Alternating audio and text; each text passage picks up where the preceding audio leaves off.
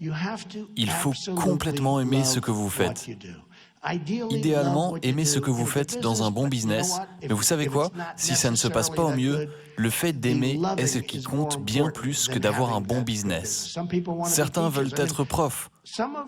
Les gens les plus heureux et qui ont le plus de succès que je connaisse sont des gens qui ne sont pas du tout riches. Ils ne gagnent pas beaucoup d'argent. Des profs, des scientifiques. Je connais des scientifiques qui n'ont qu'une hâte, c'est d'aller travailler. Ils ne peuvent pas attendre. Des policiers. Vous savez que je trouve qu'on manque terriblement de respect aux policiers. On ne leur donne pas assez de reconnaissance pour l'incroyable travail qu'ils font.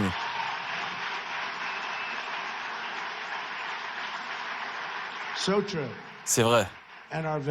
Et les vétérans de guerre et le personnel militaire. Mais je peux vous dire que les gens heureux, ce sont ceux avec des bonnes relations familiales. Les couples qui s'entendent bien entre eux. C'est très important pour atteindre le succès. Parce que je ne considère pas forcément que le succès soit d'origine financière. Je connais des gens qui ont le plus de succès dans le monde et de nombreux d'entre eux sont misérables. Et je fais peut-être partie de cette catégorie, mais je suis assez heureux. Au moins, je suis content. Mais certains des gens qui ont le plus de succès, et j'en connais beaucoup, je ne les connais pas tous, mais j'en connais beaucoup, et on se croise souvent. Et ils ne sont pas forcément heureux. Ils sont très riches, mais dans de nombreux cas, ils sont très malheureux. Mais ceci étant dit, je ne veux pas vous dissuader ou vous décourager parce qu'on parle de succès. Et tout le monde pense que le succès se mesure sous forme de réussite financière. Mais ça n'est pas le cas. Pour moi, quelqu'un qui a du succès, c'est quelqu'un qui a une super famille, qui aime sa famille, qui aime ses enfants et ses enfants l'aiment en retour. Pour moi, c'est quelqu'un qui a le plus de succès qu'une autre personne qui a gagné $1 milliard ou 10 milliards et qui est misérable et a une famille déconstruite avec personne qui ne l'aime. J'ai déjà vu ça. J'ai vu chaque type de personne que Dieu a créé, si vous voulez savoir. Et les gens les plus heureux ne sont pas forcément les plus riches. Aller à contre-courant, c'est génial si ça marche. Ça ne fonctionne pas toujours et il faut être vraiment malin pour aller à contre-courant parce qu'on se met face à beaucoup de gens malins. Mais quand on y arrive, c'est encore mieux. Que ce soit Microsoft ou Google, plein de gens qui ont vraiment réussi sont allés à contre-courant. Il faut être très confiant. Il faut être la bonne personne. Peu de gens y arrivent, mais quand on y arrive, c'est génial. C'est pareil dans l'immobilier. Tu vas à contre-courant. Les gens vendent, tu achètes. Le courant change. Et au passage, là, c'est le meilleur moment pour aller à contre-courant. Eh bien, je pense que l'autodiscipline s'apprend. Je pense qu'on peut vraiment s'apprendre l'autodiscipline. Si on veut quelque chose assez fort, on se disciplinera sûrement pour l'avoir. Si vous voulez être un bon athlète, il faut travailler dur. Si vous voulez être un bon businessman, il faut travailler dur. C'est la même chose, juste un type de travail différent. Mais l'autodiscipline est très importante quand on veut avoir du succès. Et il faut en avoir. Et si on n'en a pas, il y a des grandes chances qu'on n'ait pas de succès. Il ne faut jamais abandonner. Jamais. Vous allez être tellement prêt. Mon père m'a raconté une histoire. Il trouvait ça drôle, mais moi je voyais ça plus comme une leçon. Lui, il voyait ça comme un truc drôle. C'était à propos d'un homme qui aimait le business du coca. Il aimait le soda. C'est ce qu'il aimait. C'est marrant comme les gens aiment plein de trucs différents. Regardez ces génies-là, par exemple. Les directeurs de vos écoles. On préfère ça à la politique, non? Parce que la politique, berk. Donc, ce qu'il se passe, c'est qu'il aime le business du soda et il a fondé une compagnie qui s'appelle 3UP. Et mon père, en racontant cette histoire, il rigolait. Mais j'écoutais en me disant, c'est une leçon, faut pas rire. Donc il a commencé sa société, 3UP, et ça n'a pas marché. Donc il a fermé boutique, ça s'est planté, il n'a pas voulu abandonner, donc il en a créé une autre. 4UP, puis 5UP, puis 6UP, et ça n'arrêtait pas de tomber à l'eau, puis finalement, après autant d'échecs, il s'est résolu à abandonner. Et mon père me disait, s'il avait travaillé un tout petit peu plus dur, juste un petit peu, il aurait eu 7UP, et ça aurait été un succès incroyable. Et je rigole parce que je pense à mon père qui me raconte cette histoire. On avait des points de vue différents, et l'image que j'en avais, c'était juste qu'il ne fallait jamais abandonner. Il faut raser ce bâtiment vite, ok? Vite. Combien de temps? Février. Ou avant, non? Ou avant, oui. Les gens se satisfont de la médiocrité pour une seule raison. Ils sont feignants. Je vois ça tout le temps. Les gens font quelque chose, mais ils ne veulent pas s'investir complètement.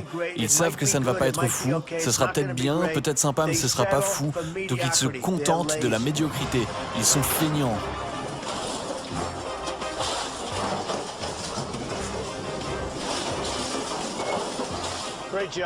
Beau boulot. Il a fait ça avant, non? Il voulait que je le fasse. J'ai toujours cru en la pensée positive. En même temps, je ne veux pas vous tromper. Je crois aussi au potentiel, en termes de ce que vous faites, au potentiel de vous protéger contre les mauvais côtés. Vous ne pouvez pas toujours être cette personne géniale qui se balade et tout est positif parce que malheureusement, ça n'est pas comme ça que le monde fonctionne. J'adore dire aux gens de penser aux défis pour être prêts au moment où vous devez y faire face. Le succès, c'est de se voir comme victorieux. Il faut se voir et croire en soi-même. Et parfois, c'est difficile. Vous avez échoué, vous avez eu des faiblesses, vous avez eu d'autres trucs. Il faut se voir comme un cow-boy solitaire. Ne vous reposez pas trop sur les autres parce qu'ils vous décevront. Il faut vous voir comme victorieux. Et pour être un vainqueur, il faut se voir ainsi. Si vous ne pensez pas comme un vainqueur, ça n'arrivera jamais. Je connais beaucoup de gens, et s'ils ne sont pas vendeurs, ça ne marchera pas. Ils peuvent avoir le meilleur gadget, le meilleur produit immobilier. Si vous n'avez pas ou ne pouvez pas avoir l'habilité de vendre, vous avez un incroyable désavantage. Beaucoup de gens compensent cette lacune par de l'agilité mentale, et ça peut marcher. Dans ce cas-là, vous n'avez pas besoin d'être un bon vendeur. Peut-être que si vous avez de la chance, vous trouverez quelqu'un qui est un bon vendeur qui pourra travailler pour vous. Mais l'agilité de vendre est un énorme avantage, et c'est quelque chose que les gens qui vont à l'université de Trump verront. Ce sera une partie très importante du cursus. Il y a des années de ça, mon père prenait des cours de vente, et que ce soit Hawthorne, Mary ou autre, les vieux cours de vente, et il trouvait toujours que c'était bon pour lui. Nous aurons des cours de vente à l'université de Trump. Ça facilitera vraiment votre vie. La vente est un travail utile. On peut étudier, on peut apprendre, on peut faire ce qu'on veut. La majorité des vendeurs sont d'une certaine manière nés avec ce talent. Mais si vous n'êtes pas né avec, on peut devenir bon. Peut-être pas génial, mais bon. C'est très adéquat. D'habitude, quand je vois quelqu'un qui est un bon vendeur, c'est qu'il a toujours été bon naturellement. Et au passage, les très bons peuvent devenir meilleurs. Récemment, on m'a demandé la définition d'entrepreneur. Mais ça veut dire beaucoup de choses. Il faut avoir une idée, ne jamais abandonner, faire beaucoup de choses différentes. Mais il y a un élément que j'ai rajouté au cours des années. Il faut savoir supporter la pression. Je connais beaucoup de gens qui sont très malins, qui ont des super idées, tout va bien, mais ils ne tiennent pas sous la pression. Et si on ne supporte pas la pression, on ne peut pas être un bon entrepreneur. Mon père était mon mentor. Il était mon ami et mon mentor et j'ai appris beaucoup juste en étant assis sur ses genoux. On apprend beaucoup quand on est avec des gens malins et être avec des gens qui ont fait des choses. Et si on n'apprend rien, alors on n'est pas très malin et vous savez quoi? C'est pas grave. Ça ne veut pas dire que vous ne serez pas heureux. Ça veut dire que vous n'aurez pas beaucoup de succès. Mais vous serez peut-être un mec heureux qui n'a pas de succès. Mais au final, c'est peut-être le type de personne qui a le plus de succès. Mais vous n'aurez pas une grande fortune si vous n'apprenez pas. Avoir des mentors est quelque chose de génial si vous avez les bons.